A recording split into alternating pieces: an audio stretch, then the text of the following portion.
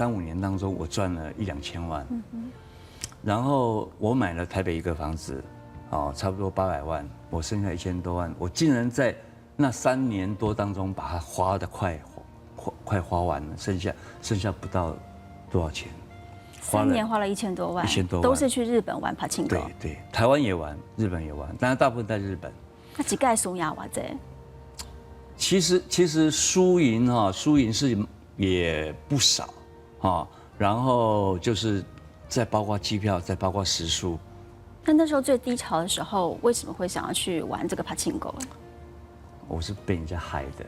就是当你发行第1张台语专辑《翁俗麦 Take》之后，隔年你就得到了金曲奖的新人奖。对，我听到消息我哭了，然后整个人生观都改变了，因为我一个卖猪肉的，我是心里想说，能够有今天我觉得这人生也是改变非常大。很多歌手的目标都是要唱进台北小巨蛋。今天的特别来宾呢，他出道将近27年，红遍东南亚，而且呢，他是第1位成功登上小巨蛋开演唱会的台语歌手。他唱过非常多首歌曲，《村下秋当》《心所爱郎》，每一首呢都常常进入了畅销排行榜。而且也树立他台语天王的地位。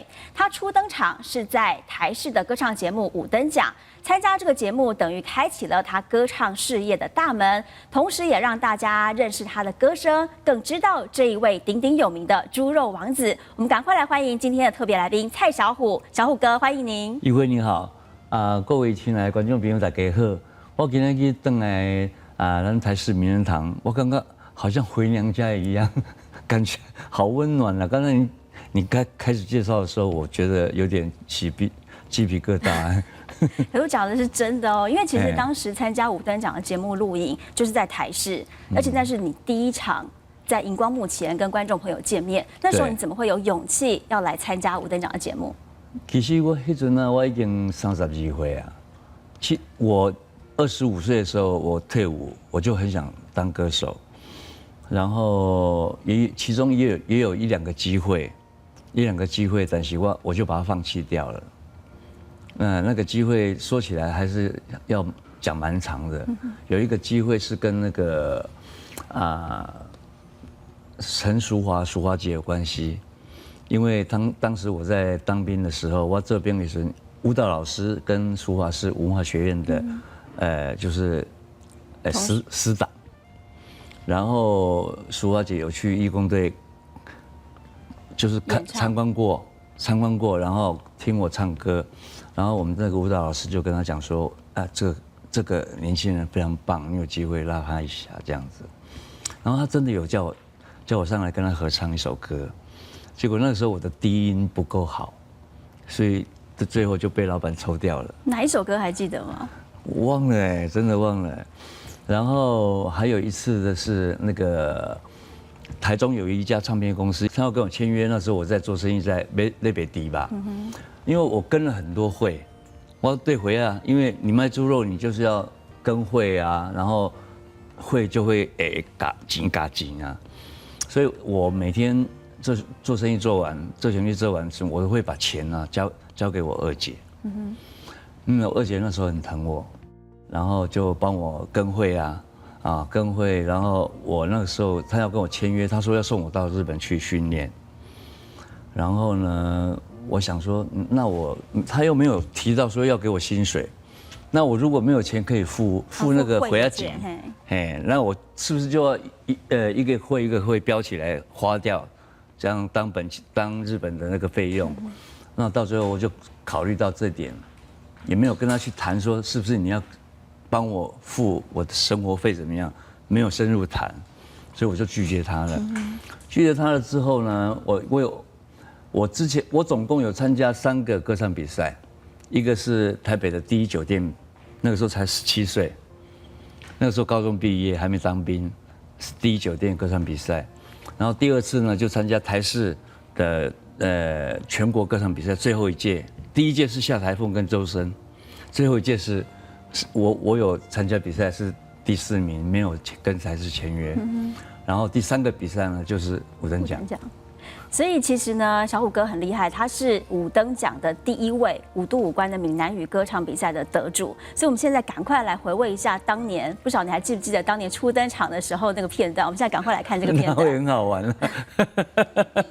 是来自高雄的蔡小虎先生，他所带来的这曲是《纪念三分情》，让我们欢迎蔡小虎先生的演唱，我们欢迎他。哦，在日本拍的照片。对。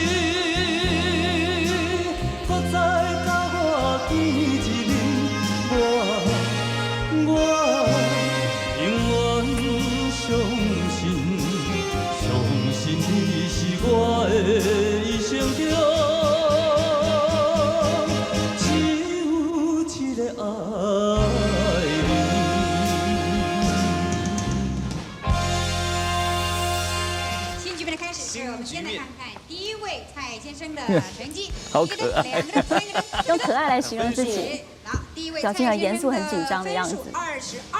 没有，那时候面对镜头有点怕。第一次。再来一份。哇，好，来恭喜蔡小虎先生。好，那么现在就请您站到廖先生那边去了啊，那边是卫冕队。目前从事哪一方面的工作？是在，目前是在市场做卖猪肉的生意。卖猪那时候肉，比较羞涩一点，赚钱的行业啊，看得出来。讲话不太敢讲。好，小虎哥刚刚看到你自己猪肉王子的称号，就从五灯奖的时候开始。对。你知道怎么看当时？就真的很紧张。刚刚你说很可爱哦。我现在看到当时的画面，我就觉得有点可爱啊！真的时候呢，因为心里紧张，然后感觉没有自信。那个时候觉得自己比较瘦啊，然后还有一点就是说，我比较完美主义，好，然后那个以前也没有制装嘛，也没有那个表演的服装嘛，那都是我平常在穿的服装。所以刚刚那些衬衫全部都是自己对自己的，对，然后我那个时候我觉得很好笑，就是我一直到3度几关、4度几关，我都还会偷瞄 monitor。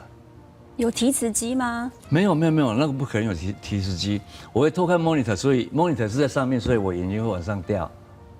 我觉得那个是也是我现在回想起来最好玩的，因为我担心不好看，担心不好看，我就是说就会往上瞄，然后看起来就会很好笑。可其实那一次，应该说这一次参加五灯奖，并不是你的第一次，因为我们以为这是你的第一次的初登场，第一次在荧光幕前跟观众见面。对，可事实上之前曾经有一次。那第一次是什么时候？第一次是在我当兵的时候，我快退伍之前呢，我的一个舞蹈老师，他是台视，就是我们节目的五灯奖的裁判之一，然后他就帮我安排上来。就没有经过试唱就直接就上来，然后那个时候我心里蛮有自信的，可是没有想到就在那个就是在彩排的时候，我不是那时候完全我不知道说彩排的时候老师就已经在下面在打分数了，然后我就选了一首阿兰娜，跟那个对手也是擅长艺术歌曲。那我很有自信哦，我那时候很有自信，我觉得我可以赢他，所以我也选了那个阿兰娜，也是一首歌曲。春风吹醒了大地，我觉得对，我觉得我很有自信，可是我不知道是怎么搞的，因为输了或许是运气不好吧。我在想这首歌我在义工队唱了2年多了，怎么可能我会唱错？很有把握的歌。对，我很有把握，然后我就没有多想，我就吃饭放饭嘛，放饭后就在开始比赛。比赛的时候，那个盛之姐姐她就在楼下就讲说，很好啊，怎么彩排的时候会这样子？现场比赛的时候唱得很好啊。可是呢，分数已经打好了，21比22，我就傻眼了。这是我没有想到的事情。那当然，也许我那个时候机会还没到。我在想是这样子，因为每一个人有每一个人的运气。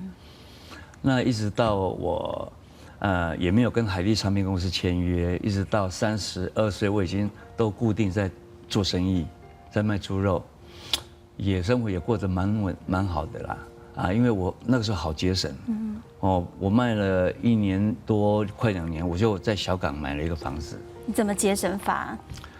我有节省到1天只花10块钱，就是我喜欢打篮球，然后到下午的时候我就去我们那边的公园打篮球，打完之后全身是汗嘛，然后要回家洗澡吃饭之前呢，我会先去买10块的冬瓜茶喝，一天用10块钱，因为我有做生意嘛，那做生意1天可以赚1、2千块嘛，然后我就拿给姐姐上帮我去跟会这样子，所以就是自己过得很勤俭。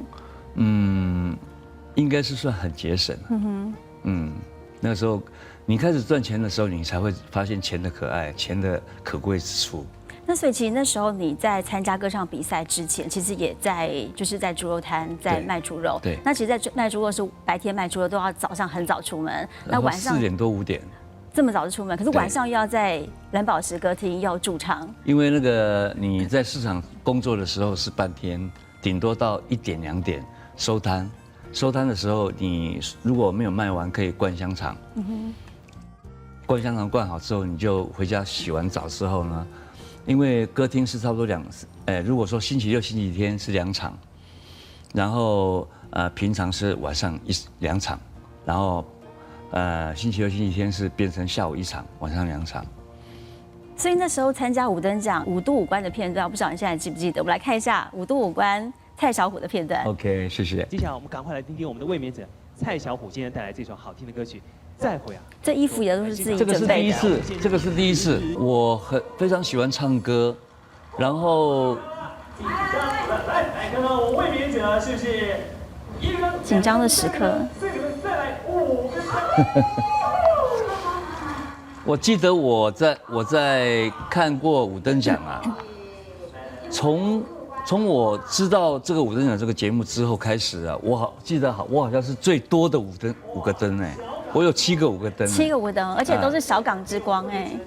这就是高大哥。先生送给他一块金牌，来，哇，好重哦！哎，这个金牌我们要特别来看一下，猪肉王子蔡小虎啊，登上我们的卫冕。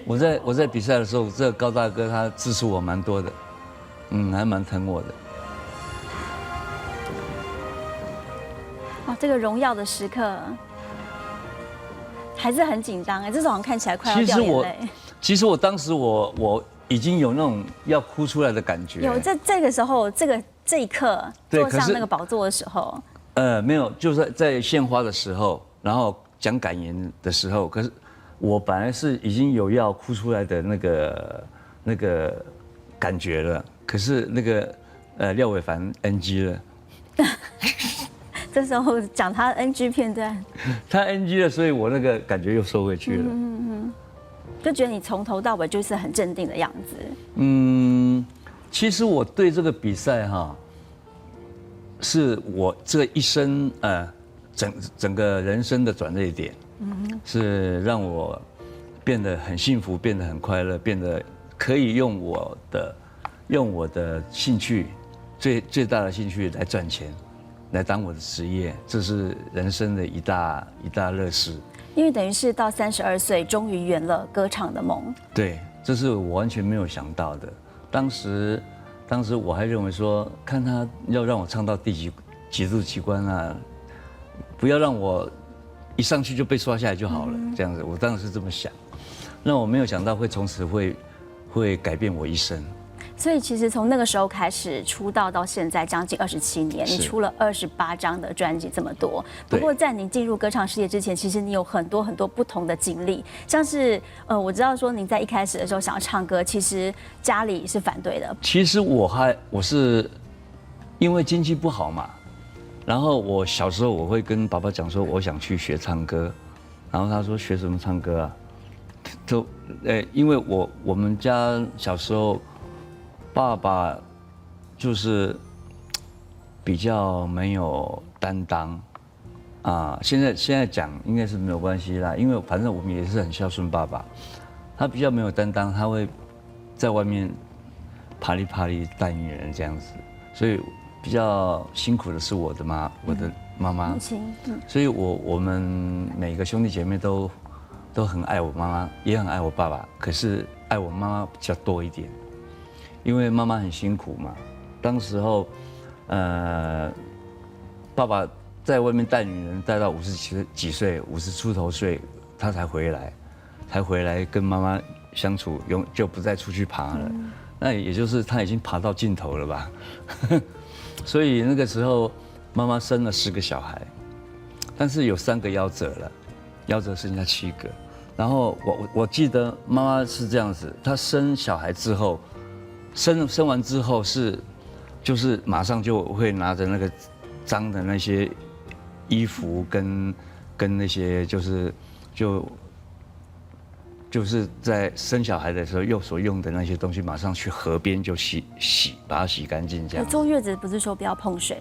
对，那你看她刚生完哦，所以她这个就是月子没有做好，所以妈妈很辛苦，50几岁，她蹲下去要上来啊，就要撑着东西上来了，所以到60几岁她就很难再走路就很慢了，到70几岁呢，她已经完全没有办法走了，所以妈妈很辛苦。其实小时候你为了歌唱，还曾经离家出走，偷了姐姐的铺满里面的钱。你怎么知道？好像有偷偷打听到小道消息。那个很好玩哦，我那个时候才13岁，因为我很早就入学了。你有没有听过还没有就是满5足岁就上小学1年级？这么通常应该是要7岁或8岁啊。对啊，我10岁哦，10岁还不到满5岁哦，我就入学了。有特别的关系吗？没有，那个时候刚好那个幼稚园这边呢，入学报名了，很多人，然后我大姐呢大我10岁，然后我妈叫她带我去读幼稚园嘛，然后那时候人太多了，我姐就把我带过去小学那边，刚好在隔壁嘛。小学那边的入学刚好没有人，刚好我姐姐的老师在那边，我姐姐的老师呢，就是现在目前那个第一银行的那个蔡董事长的爸爸，蔡德元。然后那个老师就跟我姐讲说，要报名吗？小孩子那个时候他也不知道我几岁啊，他就叫我姐带我去报名，我姐就真的带我去报名了，就进小学了，还不满5岁哎。这老师也让你进去了？对，而且我一进去的时候，我的功课还蛮好的，因为我资优儿童。因为其实我智商还蛮高的啦，然后 IQ 很低就是了，EQ 啦 EQ 很低啊，所以才会离家出走吗？无法达成你自己歌唱的梦想，就到台北来圆梦。其实说坦白的哈，这个听起来你们会觉得有一点不可思议，就是其实我是 A 型处女，A 型处女是比较就是太要求完美，然后又太敏感。然后就是很有多愁善感，所以才会有很多的我觉得很不可思议的行为会在年轻的时候会出现。像我现在我回想的时候，我会觉得人生应该要过得轻松一点、快乐一点才对。像我这样子就有一点 over 了。那时候年纪这么小，一个人从高雄小港自己一个人怎么样到台北来啊？搭火车，13岁啊。那时候不会有警察、铁路警察就说：“这小孩怎么自己一个人吗？”好像没有我好像还蛮顺利的，搭到台北之后，竟然睡在公园睡3天，钱花光了。那时候带多少钱在身上？好像是80几块吧，那个时候40几年前80几块就可以从高雄自己一路到台北来。那个是五角的，这5角的铺满了，我姐姐的铺满，就给她偷了铺满，就留着话说我要去当歌手，当歌星这样子。有留言写纸条这样。对，然后流浪了3天了，我妈已经哭到不行了。然后到最后呢，我真的我看到那个海光义工队。我有看到一个海光义工队招聘那个就是雇员歌手，然后我有去报名啊，我唱了一首《默默祝福你》，就这样悄悄别离，我就唱了这首歌。然后那个主考官啊，他有跟我讲，他说你唱的还算不错，可是你太小了，你还是回去继续读书，至少要读个高中毕业吧。那时候我才国中毕业而已，13岁，照理讲国中毕业应该是14岁、15岁，对。可是我才13岁而已。结果到最后，他就跟我讲，我想说惨了，身上剩下5块钱呢，怎么办？怎么回家？怎么回家？但是现在我讲这个哈，大家不要学习啊，因为这个是完全错误的示范。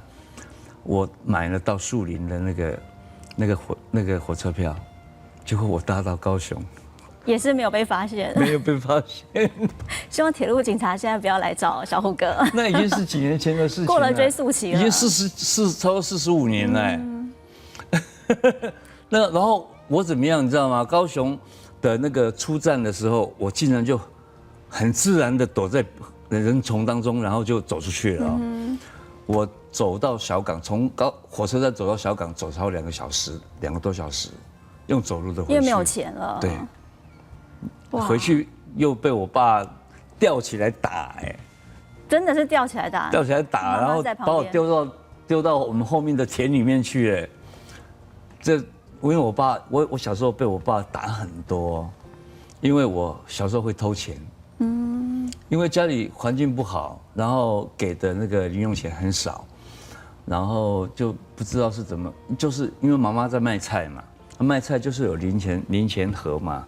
那个便当盒里面放了很多零钱，然后那个时候就不知道是怎么样鬼迷心窍，就会偷那个零钱5块的这样子，也常被打，因为妈妈很厉害，她会故意放几个在那边让我偷，你知道吗？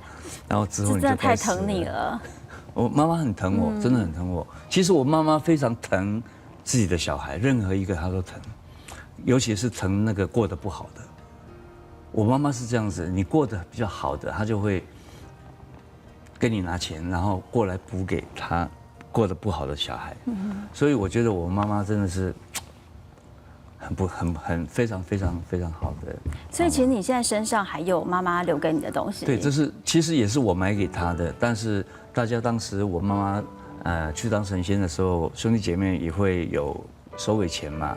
收尾钱就是妈妈我给他们的零用钱留下来的，他们至少还会留下让我们帮他办丧事啊。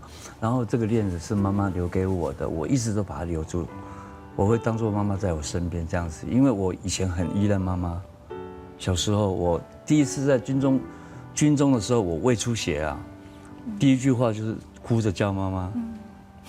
生病的时候也是一样，所以这项链一度失而复得。对，我曾经有一次到澎湖去表演，然后呢，我们在澎湖表演住民宿是整团过去，全部都住在那一家民宿，然后那家民宿是我的好朋友，邀请我去表演的这个好朋友的朋友，已经，回台湾。已经2天了，才发现，我的链子不见了。我的链子怎么会不见呢？然后我就就拜托我的经纪人赶快打电话过去给我这个好朋友。那我心里在想说，惨了，这一点胖给呢，那我可能刚刚能够行李，结果还问到了，他还帮我问到了，说，然后那个民宿的那个主人啊，说隔天早上他要搭飞机过来帮我送过来，所以我付了5000块的车马费，感谢他这样子，真的是很高兴，失而复得，很高兴。所以对妈妈的情感真的很深。哭得很惨。那时候妈妈走的时候，当时候我也算红啊，那时候红了很多歌曲。蜀香鸡啊，还有春夏秋冬啊，还有故乡的地图啊，意难忘啊。好像妈妈最想听你唱的就是春夏秋冬这条歌。对，因为我妈很好玩哦。那当有一年呢，母亲节啊，是那个徐乃麟跟方芳主持的节目，然后就我们歌手就会带妈妈去上节目嘛，然后当时候方芳跟徐乃麟就问我妈说，我说阿妈你会晓唱林小虎的倒一条歌啊？伊讲会啊，无聊的春风。那你有没有听过我的歌里面有无聊的春风？跟他无呢，就是春夏秋冬。因为他第一句是无聊的春风。伴阮流浪，我妈妈就很可爱，她说：“哎呀，无聊的春风啊。”不是春夏秋冬啊。她记得是她会唱的第一句是无聊的春风这样子。不过其实妈妈走的时候，就是那时候她是86岁。你说您做了一个很痛苦的决定，就是那时候她是因为肾衰竭嘛，所以一直在医院。那好像说那时候你有一个决定，到现在还很后悔。对，那个决定是。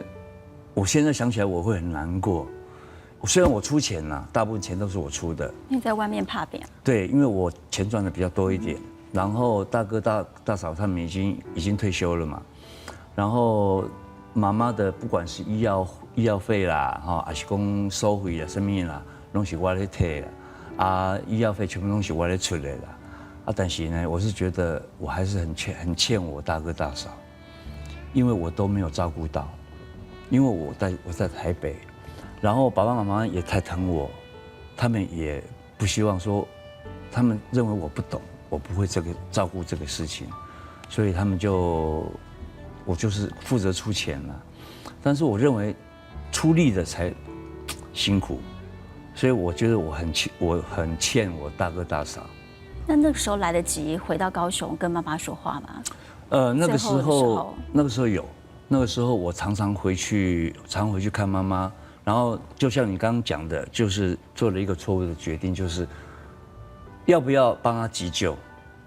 急救就要做气切，然后那个时候大哥大嫂在照顾嘛，他们了解这个气切其实是对年轻人在急救比较好，对老年人他的那个老啊嘛，他的内脏已经拢衰竭，一种功能都已经退化到已经接近衰竭的步骤了。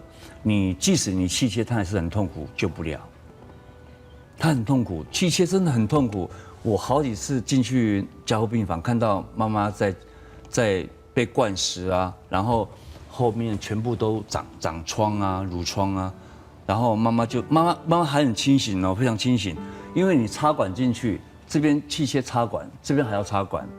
这边要灌食嘛，然后这边是让他呼吸嘛，然后那个时候每次都进去都看到妈妈手一直拍那个床上，一直拍，好很生气，然后舌头伸出来，因为他插管进去，他舌头变成会伸出来，每次我都哭到不行，你知道吗？我都很后悔，为什么我要做这件事，让妈妈这么痛苦？她多活了3个月，可是她痛苦了3个月。这个事情是我最难过的事情。如果再重来一次，就不会再做这个决定。对，然后就在要把它拔管的时候呢，我前一天晚上我就回去了。回去我凌晨7点要接他回来嘛，我就6点多我就在大哥家里等，然后是大哥跟大姐他们在照顾妈妈，前一天就已经昏迷了，可是他们。就要下那个急救的救护车的时候，他们就是跟我说要叫妈妈说我们回来了，要准备要帮她拔管这样子。妈妈已经昏迷1天了哦，可是我真真切切的我看到我扶在她的头部的这一边，我扶这一边有兄弟姐妹来扶嘛，妈妈眼睛睁开看着我，看了一下，然后眼睛闭上。这是我觉得没有遗憾的地方，因为妈妈听到我的名字，她听到我的声音叫她的时候，她睁开眼睛，她已经昏迷1天多了。这是我觉得很安慰的，至少她有看到我最后一眼。从1990年开始正式踏入歌坛，就透过五等奖这个节目。不过在这个之前呢，在唱歌变成你的事业之前，你做过很多不同的工作。对，像是第一份工作，我可以说是你在高中毕业之后，在小港糖厂的工作吗？对，我可以稍微描述一下，就是你记不记得以前小港糖厂哈，常常会有那个火车啊，然后一节一节的都是在那个甘蔗。对，因为我们高雄就是中山路啊，中山路以前那个机场开出来那个中山路开很大，那旁边有火车道，我们常常会看到火车经过，然后它不是载人，也不是载什么，它是载甘蔗。然后我第一份工作就是在糖厂应征什么呢？就是在甘蔗车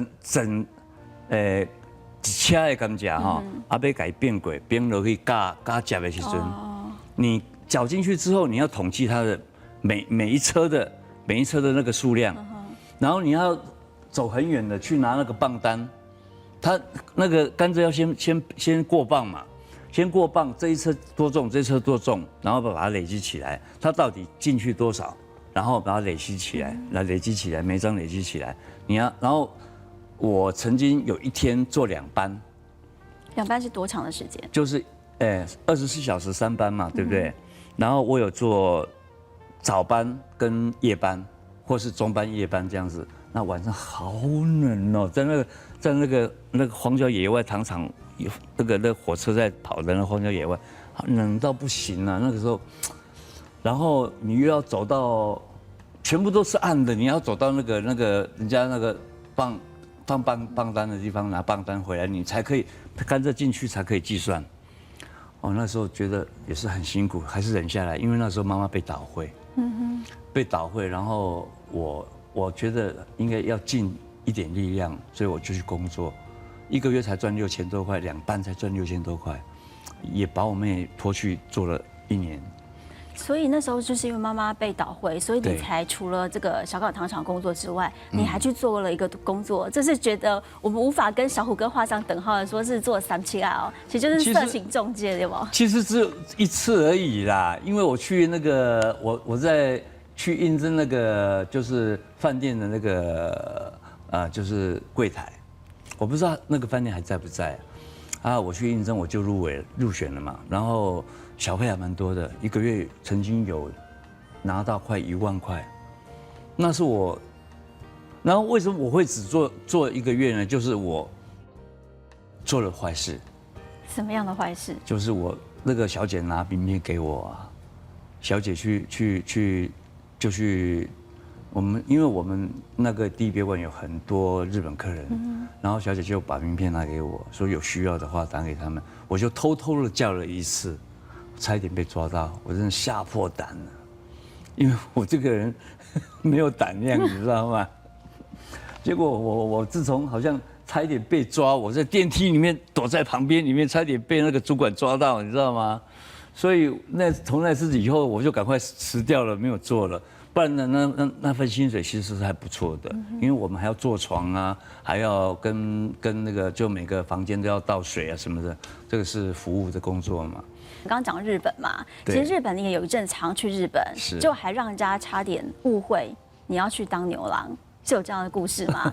所以那时候你有一阵子真的很沉迷在爬进狗，有一阵子在唱片业可能比较不景气的时候。那个时候我真的是我人生最，说原本我认为说我人生改变了，对不对？转捩点改变了，我在那3、5年当中，我赚了1、2千万，然后我买了台北一个房子。差不多800万，我剩下1000多万，我竟然在那3年多当中把它花得快花完了，剩下不到多少钱？3年花了1000多万，1000多万都是去日本玩爬青狗。对，台湾也玩，日本也玩，当然大部分在日本。那几盖输呀，哇这？其实输赢是也不少然后就是再包括机票，再包括食宿。那时候最低潮的时候，为什么会想要去玩这个爬青狗？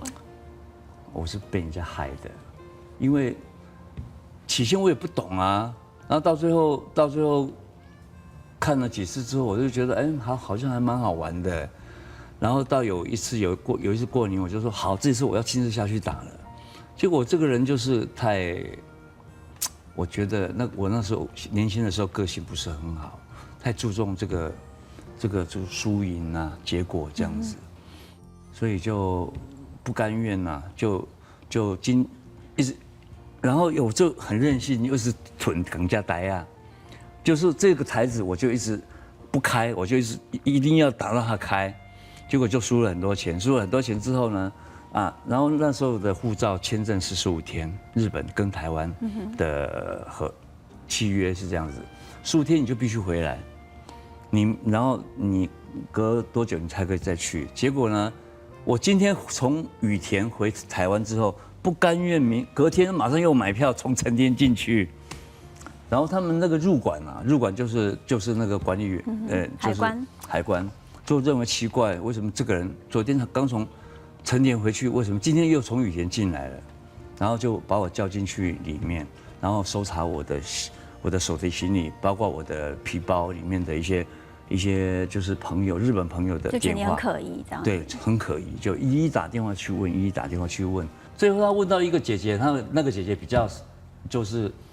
较个性比较开朗一点，他就跟他讲说，他是到日本来打爬进过的啦，他是台湾的红歌星，你问任何一个台湾人叫他来问都认识他啦，然后那个入馆就真的问了，听完以后他就开始笑了，他说怎么会有这种事？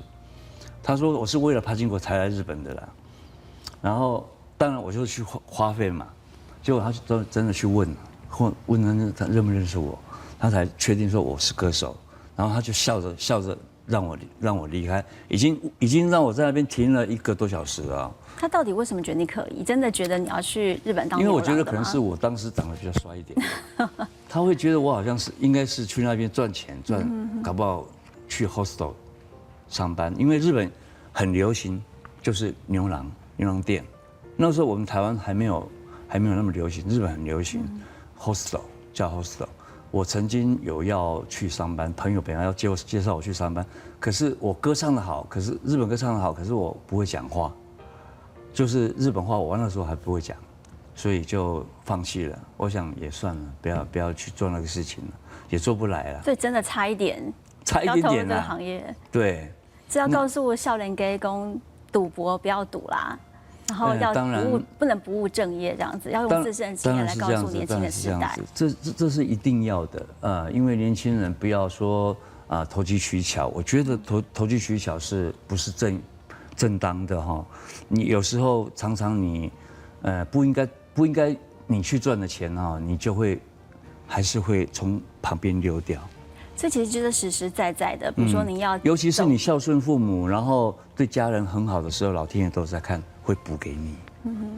所以其实像你在进入歌坛之前，你在蓝宝石餐厅驻唱嘛，所以其实你的一生当中有非常非常多的贵人跟恩人。哦，真的很多。所以像是诸葛亮朱大哥，朱大哥其实在蓝宝石的时候，他跟妈子蔡松雄是以前的那个高雄的立委，他们是好朋友。然后他就会交代朱大哥当评审，应征那个驻唱歌手，然后朱大哥就给我第1名了，因为我那时候我唱变色的长城，费玉清的变色长城，还有怀念妈妈于天的怀念妈妈，他们评分都给我第1名，所以我每次上朱大哥节目的时候，他都会提这件事情，都是他给我第1名，不然我没有今天。但事实上我真的是。把朱大哥当成我第1个恩人，我永远都会怀念他，尊敬他。因为小燕跟晶晶他们每次看到我都叔叔，可是我觉得我好年轻啊，可是我是觉得还是应该要叫叔叔，因为我很尊重朱大哥，因为他给我带来的是我以后我的人生的希望。其实小虎哥这一路上遇到了很多贵人，或者是说恩人哦。其实除了这个之外呢，还有很多是您自己下苦功、很扎实的练唱功也好，或者是练歌词也好。像是您很多就是大家讲到说您是猪肉王子之外，您还是日本演歌王子。你的很多日文呢，其实在一开始根本就是连50音都不会。对，我是第一首歌是用那个注音学那个瓦卡雷诺哈多巴，到底爱我不爱？瓦卡雷瓦。是那因为我很喜欢转音，所以我很喜欢唱日本歌。然后第1首歌我就用注音的把它练，然后唱完之后，在洗澡就这样转来转去。我很喜欢转音嘛，然后我就觉得怎么唱日本歌会觉得那么爽啊，我觉得好有成就感啊。然后我就说那不行，我觉得不能用注音，因为这个不是基础。我这个人是比较讲求实事。实事求是这样子，我就马上去买书学50音。学完以后呢，那个书拿来音呢，因为那个 melody 都会啊，老歌都会嘛，所以我一看到那个片假名还是平假名，我忘记了，我2种都学。一开始是学1种，然后学完以后我就开始唱歌，每一首都唱得好爽好爽这样子，我就对日本歌特别有兴趣，一直学一直学，可是都不会讲话。然后一直到我认识一位日本朋友之后，他写汉字给我，然后我才知道说原来这个汉字是什么意思，原来这个汉字是什么意思。然后我汉字我都会哦，我当时会唱300-500首歌哦。哇！对，我学了好多日本歌，然后每一个歌手都是日本非常知名的歌手，演歌歌手，他们特别的技巧，譬如转音啊，还是哽咽的音，还是任何那种比较难的技巧，我都一一把它学起来。我怎么学呢？我会用录音带，然后听 repeat， 一直 repeat， 然后跟着他唱到我会为止。我没有一个技巧我没有学会的，几乎都学会了。然后到最后把它用到台语歌来，所以到目前为止台语歌没有人可以模仿我的歌声。就下足了苦功去练哦，所以在1991年的时候，就是当你发行第1张台语专辑《翁苏麦 Take》之后，隔年你就得到了金曲奖的新人奖。对，其实这个我觉得新人奖也是很高兴，很运气很好。那时候我人在美国入围的时候，这个消息我听到消息我哭了，然后整个人生观都改变了，因为我一个卖猪肉的，我是心里想说，能够有今天啊，我觉得这人生呢也是改变非常大。所以你其实除了唱歌之外，还写词，像是《hinho》《上好利》，非常喜欢写词，我写很多哎。目前在我身上的版权有9首，然后卖给那个豪记唱片公司，他们都卖断的，有将近20首，我写了不少。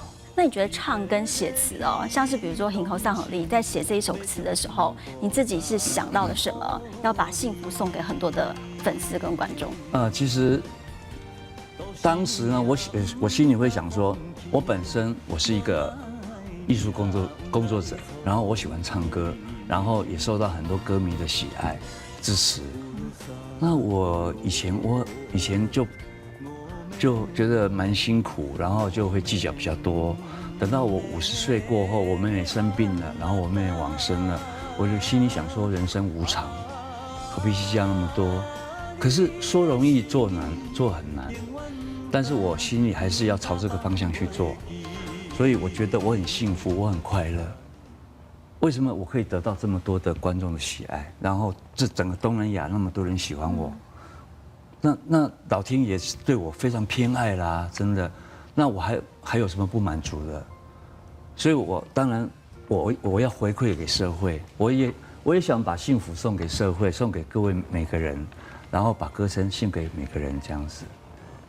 好的，今天非常谢谢小虎哥哦，小虎哥要继续用南台湾带来的热情，要继续努力，要为粉丝送出更多的幸福还有平安。当然这是我希望的啊，我也希望说各位朋友能够尽量就是把那个凡事用很多角度去看。其实用很多角度去看的话，你会发现其实人生并不是你想的这样子。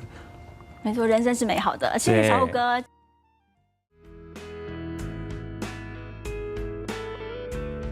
在这个世界上，咱就是要用爱去分享给别人啊，然后恨就是可以把它化掉，因为要讲较好讲啦，要做较歹做，可是我们可以尽量的朝这个方向去做啊，连爱人的时间都不够了，哪有时间去恨别人呢？谢谢。